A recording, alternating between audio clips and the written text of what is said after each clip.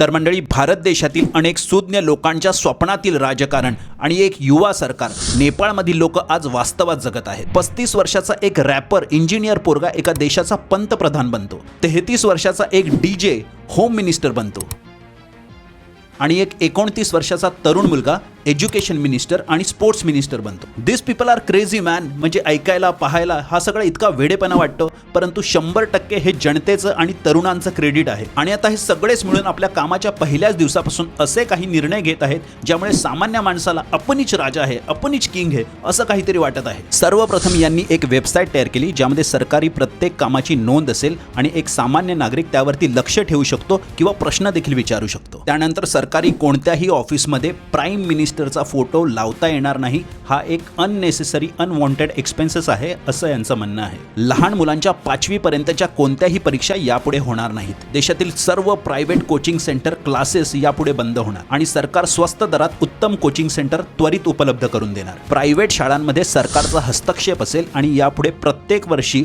विद्यार्थ्यांकडून admission fees घेतली जाणार नाही। कॉलेजमध्ये कोणतेही स्टुडंट पॉलिटिक्स इलेक्शन यापुढे होणार नाहीत। शैक्षणिक संस्था ज्या असतात ह्या केवळ शिकण्यासाठी असतात असं यांचं एकंदरीत मत आहे। त्यानंतर 1990 पासून 2026 पर्यंत जे कोणी मोठे अधिकारी किंवा नेते होते यांची एन्क्वायरी होणार आणि यांनी जर पैसा खाल्ला असेल, करप्शन केलं असेल तर त्यांना शिक्षा होणार। कोणत्याही नेत्याला किंवा अधिकाऱ्याला यापुढे VIP ट्रीटमेंट दिली जाणार नाही किंवा सिक्युरिटी मिळणार नाही। यांना खरंच धोका आहे किंवा त्याची गरज आहे यांनाच केवळ या सेवा उपलब्ध असतील। आता मंडळी, या प्रत्येक मुद्द्याला थोडंसं भारताबरोबर कंपेअर करून पहा। बघा, मान्य आहे या सगळ्यासाठी अनुभवाची अत्यंत गरज असते, परंतु ज्यांना अनुभव आहे ते तरी काय करतायत? खरं सांगा, कोणाकोणाला वाटतं सध्याच्या घडीला भारत देशात अशा नवीन क्रेझी नेतृत्वाची, अशा तरुण चेहऱ्यांची अत्यंत गरज आहे जे खऱ्या अर्थाने आपल्या देशाचा कायापालट करू शकतात, प्रगती करू शकतात।